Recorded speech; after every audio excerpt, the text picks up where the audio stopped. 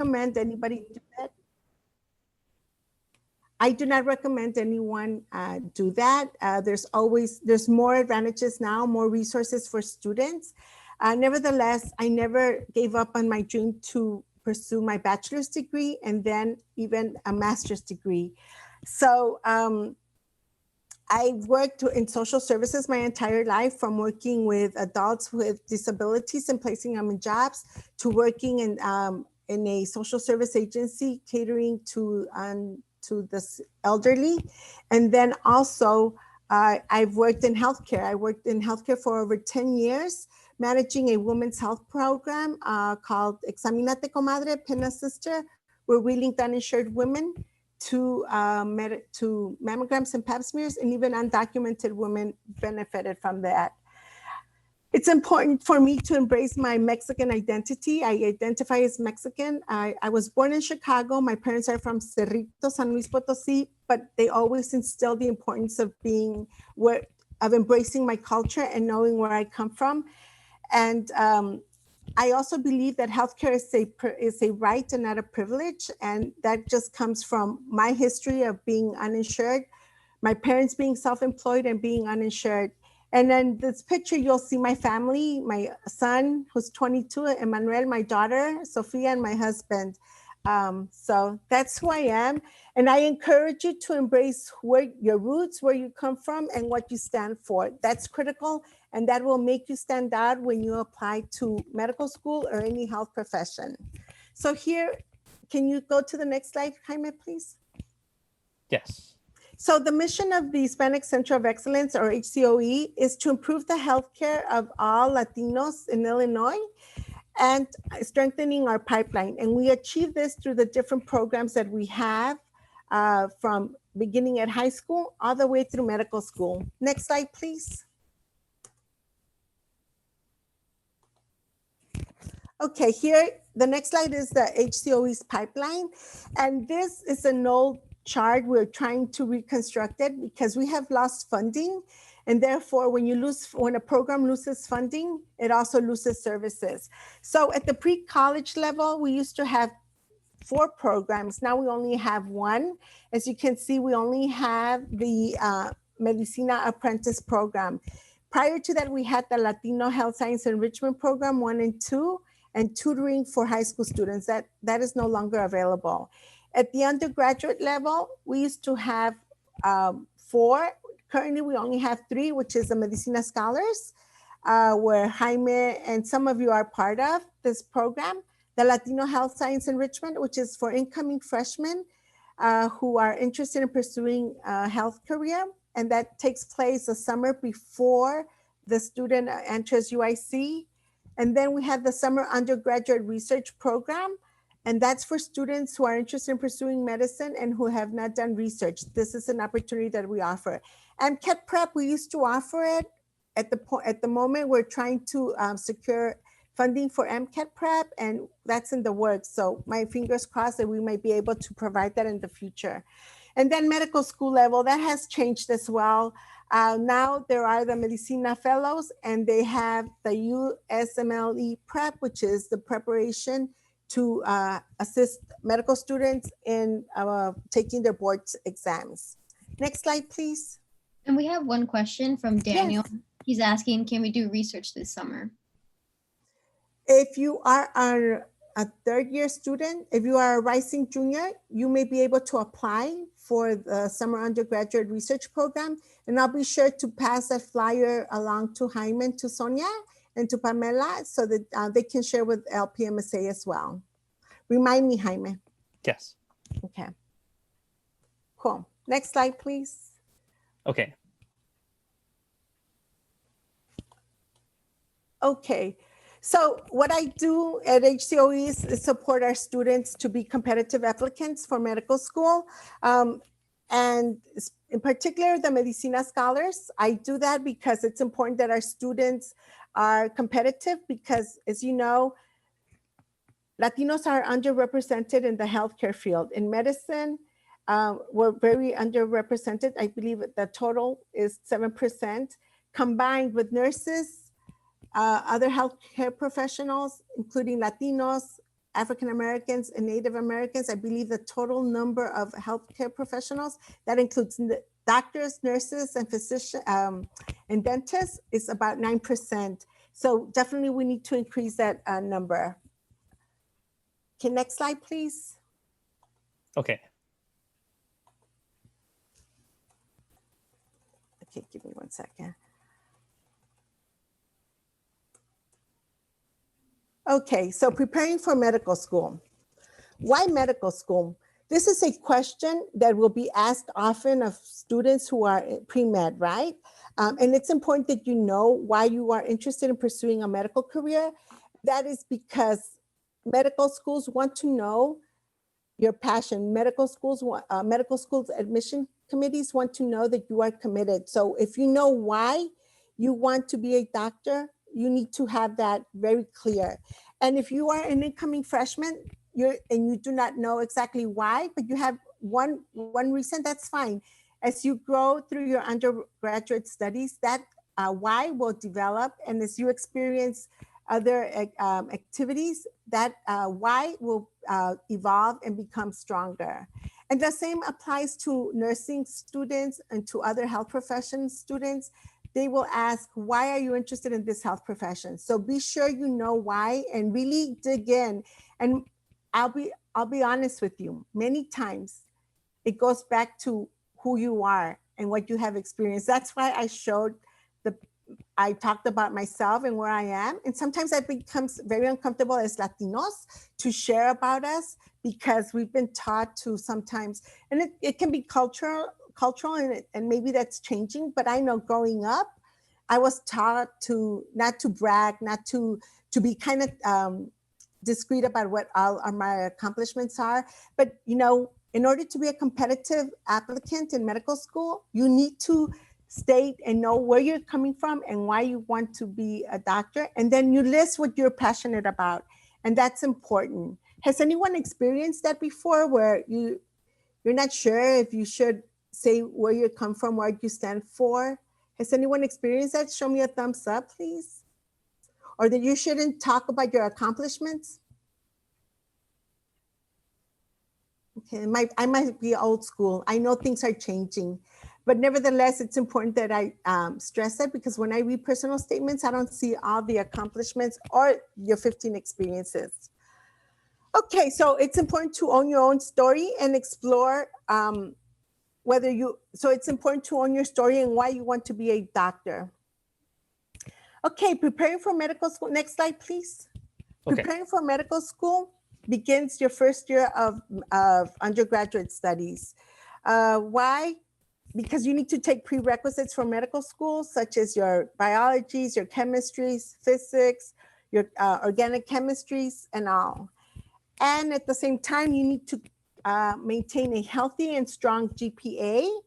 The medical schools look at 2 GPAs. They look at your cumulative GPA, and then they look at your math, science, and physics and chemistry GPA, called the BCPM.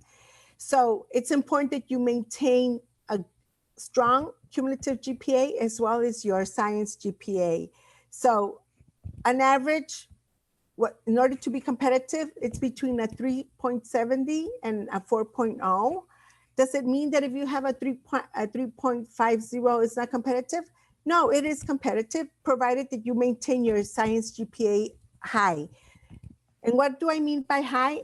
Well, UIC sees the science GPA competitive at a 3.0 and above. That might be different for other medical schools, but GPAs matter. So if you are a freshman and you are struggling with your biologies, seek the tutoring right away.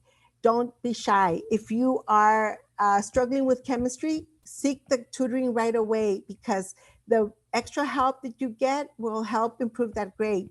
And if it gets to the point where you are not doing well in your course and you're at a D or an F, then my recommendation would be, of course, consulting with your advisor, with your academic advisor, to drop the course. Why?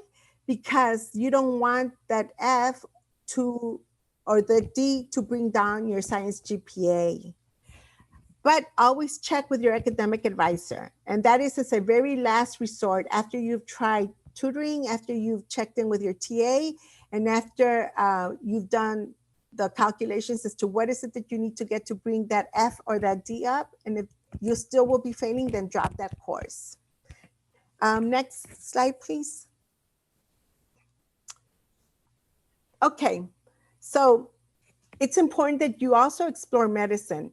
One way to explore medicine is by being involved in student organizations such as LPMSA, participating in volunteer opportunities at the clinics.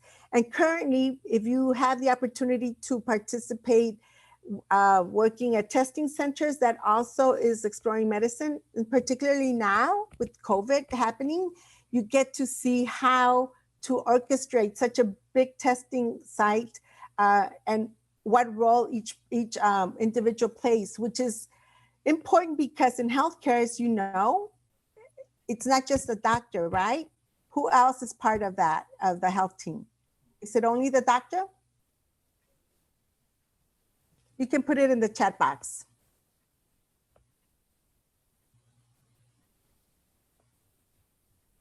Anyone? Well, you have the nurses, you have physical therapists, you have the CNAs. So it's a team effort, right? So it's important to explore medicine by volunteering at the different hospitals, clinics, and even doing research in hospitals. Okay, know all that there is to know about applying to medical school. And you can find that out through the AAMC, which is the American Association of Medical Colleges. It's important to know about, that's a good venue to explore what it takes to apply to be a competitive medical school applicant. It has a wealth of information. If you haven't visited, please do so.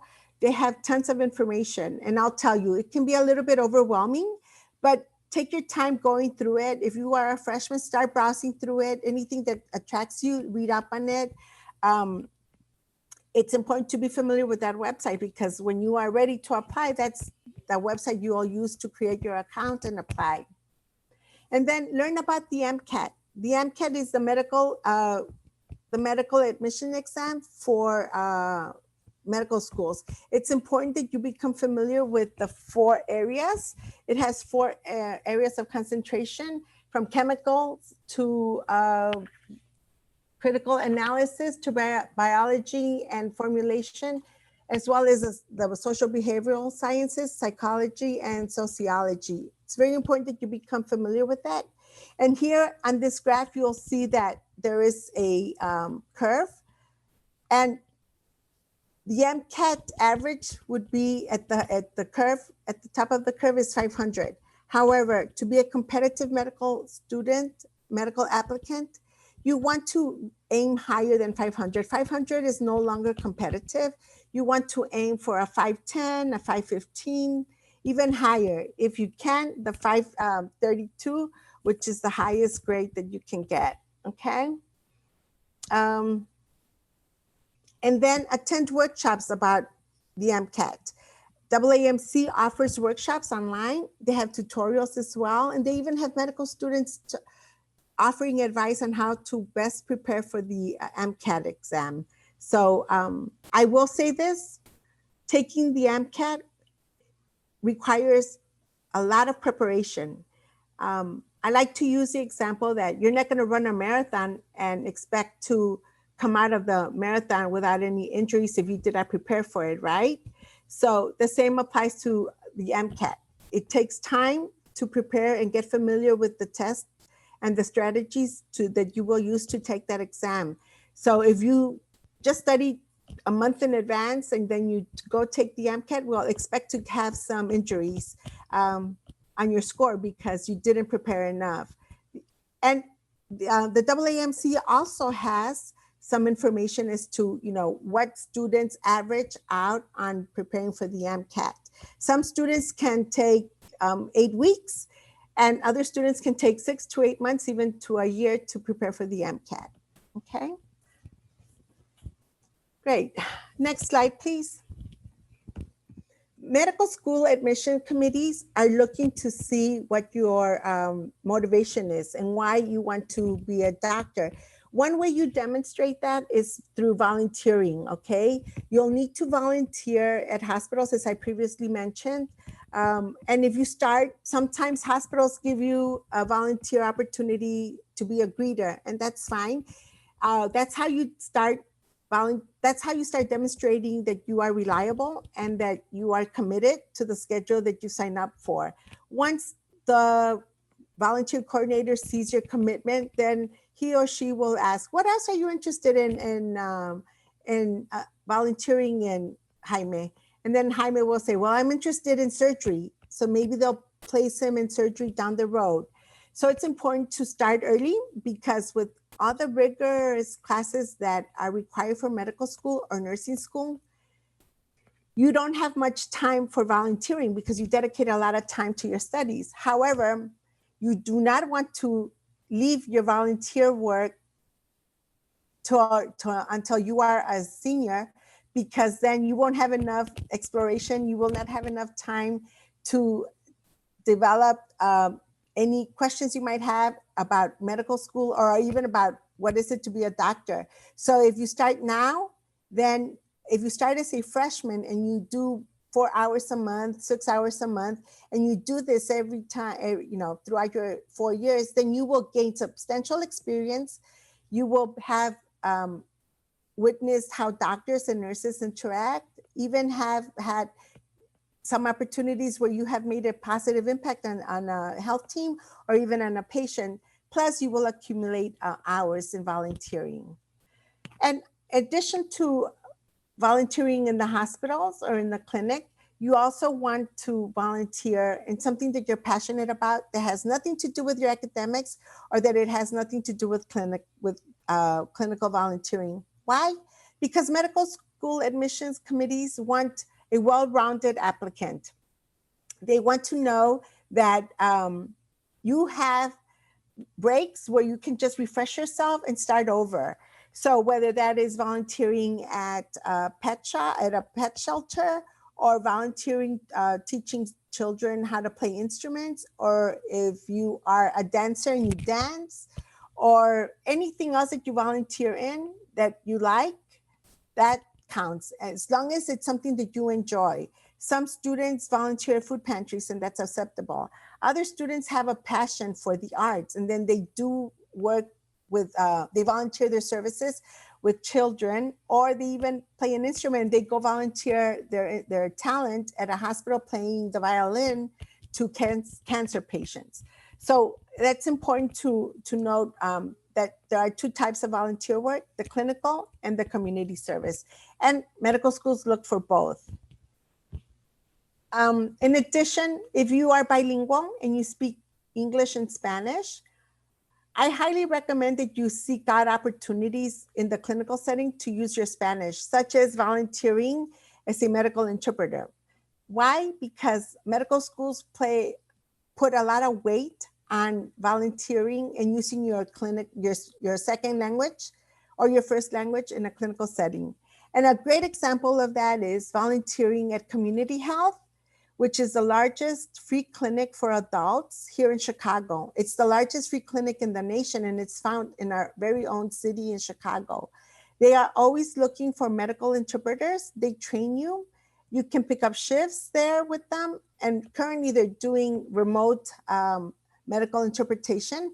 So if this is something that you are interested in, you can go online and to the Community Health website and sign up for volunteering to be a medical interpreter.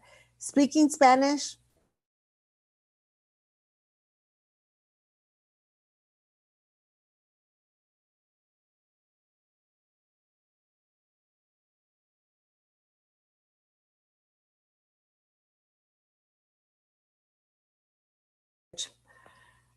research is important. Why? Research provides you with the opportunity to expand your horizons. It's very rigorous. It also talks about your curiosity for learning and working in a team. And at the same time, you will learn new skills and most likely you will do research that is of interest to you. So research is important. And if you present your research at a national conference, like Jaime did at SACNAS, that's gold. Presenting your research is gold, and also getting published, that's important as well. It's not required for medical school. However, it does make you more competitive. So if you are doing research and you are interested in getting a publication, be sure you speak with your PI and let him or her know that you are interested in getting published, and seek the mentorship so that he or she can guide you to get that goal. And if you are a freshman, that's something you can strive for. If you are a junior or a senior, you can still do that. Just make sure that you vocalize that with your mentor so that it can happen. Next slide, please. And I always say that doctors have a lot of power, and they are leaders, the good type of power, because they will have gained a lot of knowledge because they are lifelong learners. They will be in a position where they are making decisions of health, and that's a lot of power. They have a lot of influence. So I always say doctors have a lot of power and are leaders, and use that to influence legislation, to influence decisions at the White House, and influence decisions once you are a doctor at your local hospital or the clinic where you are working, so that it can benefit the patients and it can benefit the physicians as well. But there is a lot of power in being a physician. And you need to demonstrate your leadership abilities when you are applying to medical school. And one way of doing that is by being involved on campus, being involved in student organizations such as LPMSA. Jaime started as a member, and I've seen him grow to be now the president, and so is Sonia. Sonia started as a member, now she's a vice president. That is leadership. That is how you develop yourself. And that lets the committees know that you are developing yourself professionally and as a person.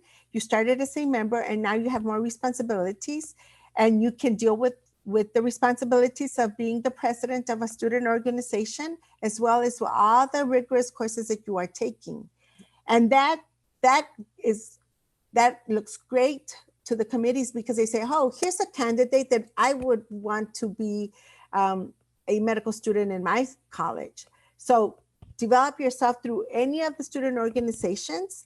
And even if you belong to organizations outside of campus, that's great. Some students volunteer with the American Heart Association or the American Cancer Society, or any other organizations, your church as well.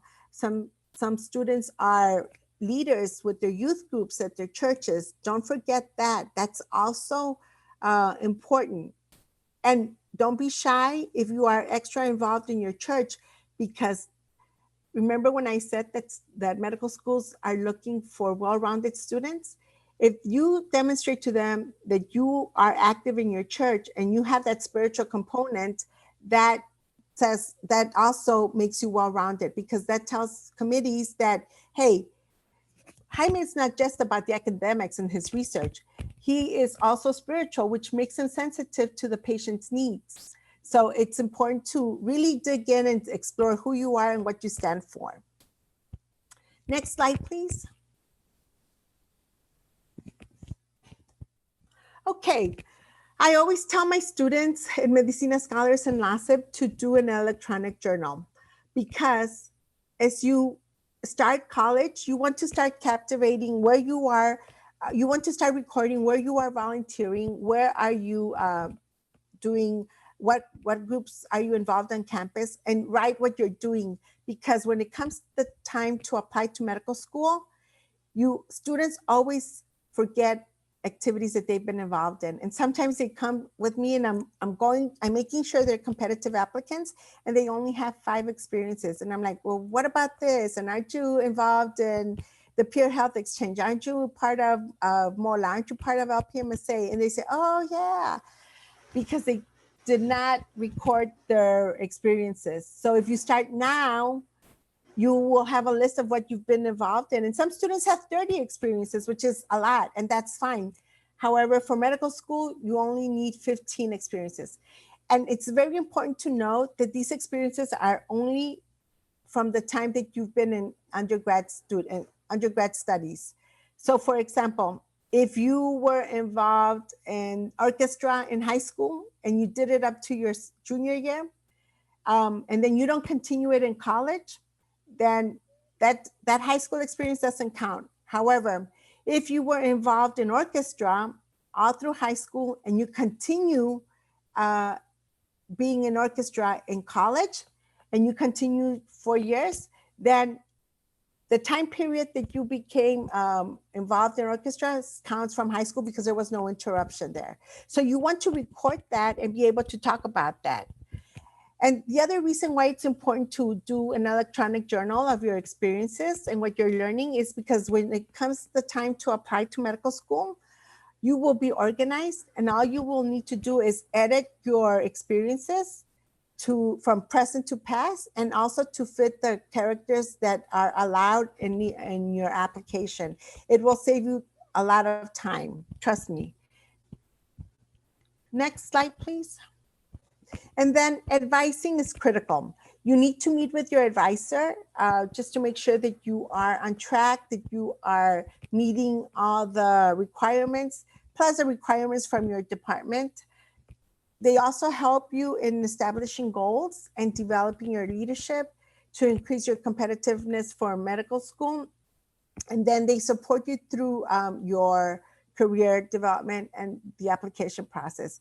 I know for myself at Medicina Scholars, I do recommend students meet with me often. If not, I'm emailing them. I'm asking, why didn't you show up? It's important.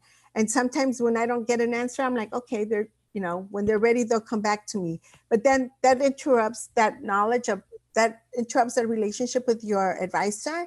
And sometimes if you come and ask for letters of recommendation, there's no way I can give you a letter of recommendation if you haven't been coming to advising. I don't know that student anymore. Plus, you also want to have a good relationship with your advisor because they get opportunities.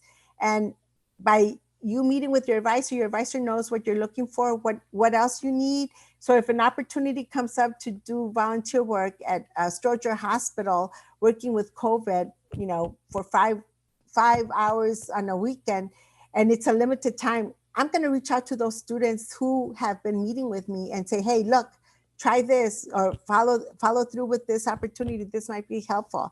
So advising is not only for academic opportunities to make sure you have the right classes, but also to develop that relationship and that trust with your advisor for opportunities and for letters of recommendation and just general advice about becoming a professional and becoming a competitive medical school applicant or being on track for another career. Next slide, please. And relationships, I started with advising, that's important, but it's also important to develop relationships with your professors because when you apply to medical school, you will need letters of recommendation from your professors, from your research mentor. You will need letters of recommendation from your supervisor if you worked on campus. So relationships is key. And as you will know and you will learn as you continue through your undergraduate program, through your undergraduate studies, that's what patients look for. They look to establish a relationship with their doctor or with their nurse. So it's important to get in the practice of developing relationships with your professors. If you haven't done so, I encourage you to start developing that relationship. It's critical because they will remember you when you come and ask them for a letter of recommendation. Next slide, please. Okay, I've talked a lot about what it takes to be a competitive medical school applicant. A lot of these things that I talked about also apply to other health professions, including nursing and including dentistry and all. So keep that in mind because they require the same requisite, the same prerequisites. They also require the same volunteer experiences and all the other components that I mentioned here. So now I'd like to move on and talk about developing yourself as a lifelong learner.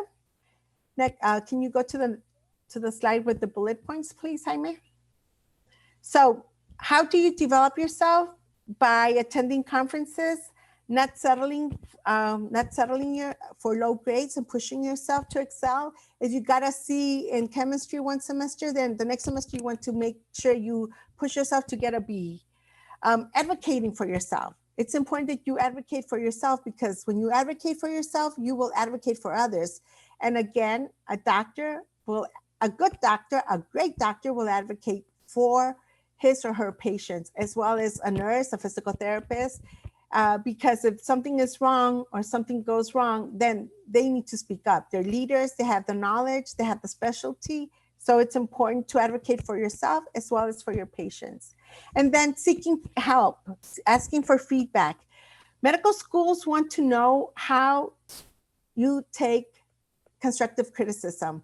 So if you are in a teamwork, if you're doing teamwork or doing research and you get, if you get feedback, make note of that. How did you react? You know, it's important to be able to receive constructive feedback, because in medical school, that's what you do.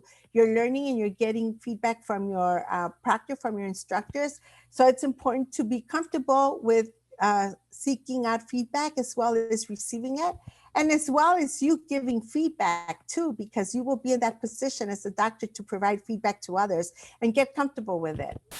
And then having great presentation and communication skills.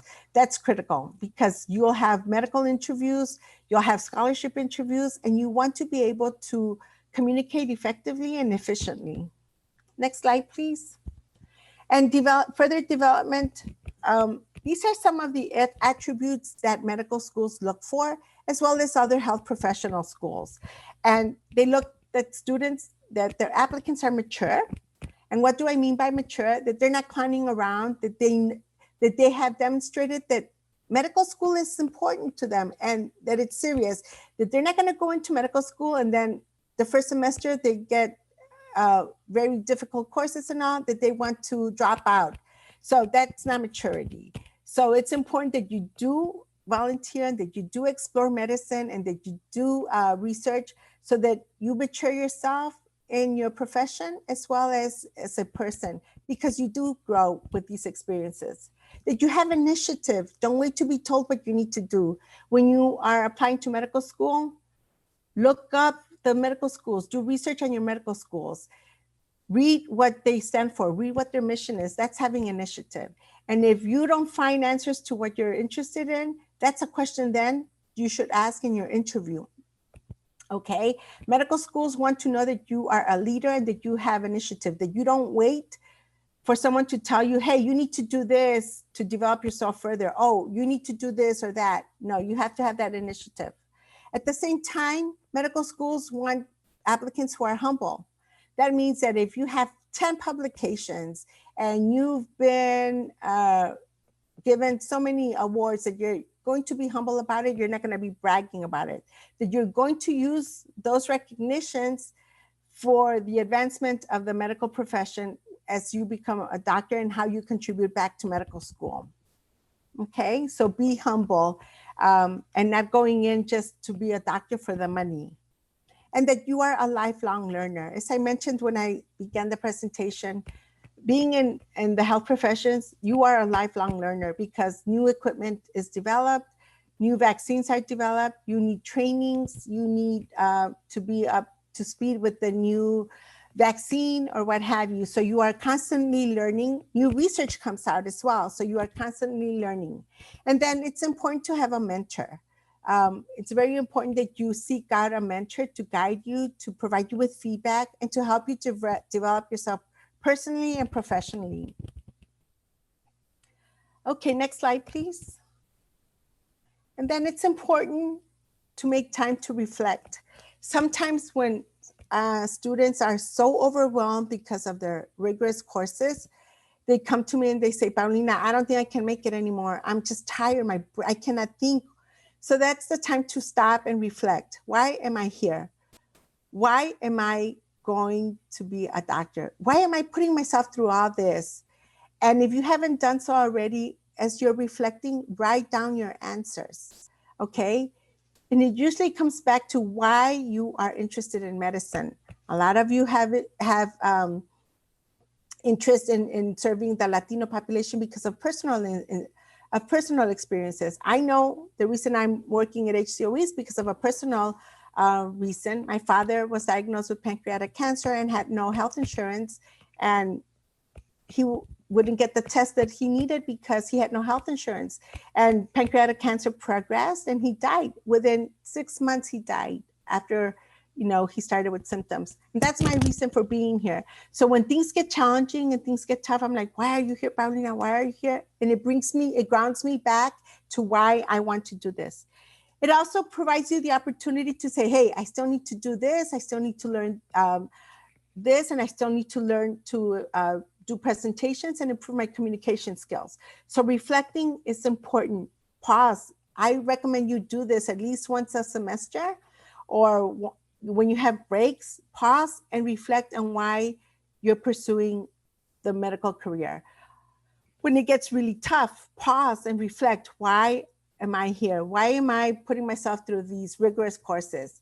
And it'll bring you back to why it's important. And this reflection will pay off when you are going through your medical interviews or your nursing interviews. Okay, next slide, please. Let's go right away to the post. So my GPA is not competitive. Let's go to the Postbac. So if you're going to be a doctor and your GPA is not high, that's fine. Don't worry. As long as you are passionate about it and you're doing everything you can to improve those grades, there is another path to getting into medical school. And that path could be that you might have to take a master's program in the sciences to boost that GPA up, or that you are going to take a Postbac program. A Postbac program is a one-year program where they they accept students to take rigorous courses that reflect the medical school courses. And by doing that, you improve your studying abilities, you improve the knowledge of the rigorous courses that are in medical school, and you improve your application competitiveness as well. It enhances your application. So don't fear the fact that if you have a 2.90 or a 2.70 in your sciences, oh, that's it, I'm not getting into medical school. That is not the case. You will have opportunities provided you demonstrate that you're working hard towards getting the grades and that you are doing the extras, developing yourself professionally, volunteering in medical, in hospitals, and volunteering in the community, as well as developing yourself by being part of different student organizations. Just really quickly, what happens if you have to work because you have to contribute to your household? And that happens with many of our students. And that's fine. Work is fine. If you have to work, you have to work. There's no ifs and buts about it. But then you make that you include that as one of your experiences when you are applying to medical school. And you strive to get good grades. And let me tell you, I reviewed a lot of medical student applications. A lot of underrepresented students had to work, and they would work and they would say how challenging it was. However, they pushed through, they excelled, they did not give up, and they kept the GPA. So it's okay to mention that even if you're working in something that's not related to healthcare, you have to work, and you state that because you have to contribute to your household. And yet you're in school and you're doing well. And hey, look, I'm applying to medical school. And that just talks volumes about your character, your commitment to the profession, your commitment to your studies, and the commitment to pursuing a medical degree. Okay. So, again, the Postbac addresses academic record. If you want to do a career change, it also helps. They also help you with MCAT preparation. Some of them do, not all of them. And it shows, it demonstrates to the committees that you are still interested in medicine. Okay, when you are taking a master's program, to improve master's in the sciences or a Postbac, you need to do very good on your grades. That's the opportunity to boost your GPA. You need to do well so that it can boost your GPA and be competitive for medical school.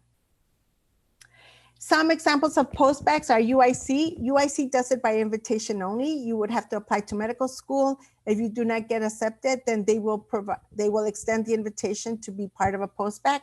Loyola has a postback. I think you can apply to that one. You don't have to be invited. Rosalind Franklin also has a postback. And there are others. So you can do research on them. If you know, I think Concordia has postbacks as well. There are others. Do you have to pay? Yes, there's a tuition involved. You do have to pay. If you decide to change your path, then you can pursue science degrees. This is just, I'm sorry, this is talking about what the master's degrees will do. And basically it's to improve your GPA. And you do need to strive for A so that it can improve your GPA. For those of you who are thinking of taking gap years, can we go to the gap year slide, please? For those of you who are taking gap years, it's important that you still demonstrate your passion for medicine, your motivation for medicine. Some students say, I'm taking a gap year just to study for the MCAT. I can't study while I'm undergraduates. Well, that's not enough. Medical schools will question you, why didn't you do anything else? You're not letting them know that you're still interested in medicine. You're not demonstrating that. So you can study for the MCAT, do research, volunteer, or work in a healthcare setting part-time. Next slide, please. As I mentioned, MCAT, during your gap year, do not just do it to study for the MCAT. Next slide, please. Do not give up. Never give up. Do not lose sight of your dream. Do not let the finances interfere with your dream. Some students say, hey, medical school is so expensive. How am I going to do it? You know, there's financial aid, it's loans, and you will get through it. And there's opportunities to decrease those loans. So don't let the finances interfere with your dream. Do not let anyone interfere with your dream of following medicine or other health professions. If you are determined to get there, you will do it. And do not let the rigor of the courses deter you from your dream either. Next slide, please. As Nike says, and as I like to say, is just do it. Go for it. This is my next slide. It's my contact information. If you have any questions about applying to medical school in the future, feel free to email me. I will meet with other students who are not Medicina scholars with a prior appointment, so email me. So thank you for this opportunity to share important information about applying to medical school. And if you get connected with the Hispanic Center of Excellence, you are building your social capital, meaning you will have a network that will support you through medical school.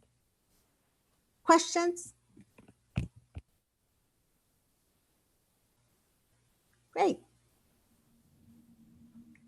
Thank you for having me. Oh, thank you for being with us. Thank you so much. And I apologize for the glitches. Oh, it's all good. Thanks for your time, and be safe and stay healthy, and all the best for your end of semester. Thank you. Thank you so much, Paulina. Bye. Bye. In the chat, people are saying thank you too.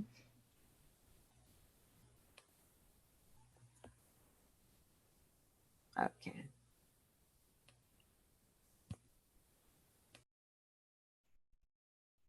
Okay. So what time is it? Okay, so it's 6:05. Oh, okay. Well, you guys are gonna receive an email later about updates and everything else. And Jaime, can we send the PowerPoint to them too? I'll ask Paulina, but I'm pretty sure she'll still, yeah. Okay, so you probably will get a PowerPoint. And then just another reminder, Juan, didn't you have like the PHE thing? If you want to like talk about that. Yeah, so my friend is actually doing this. Here, let me get the email out. Yeah, I already forwarded it. So they should have the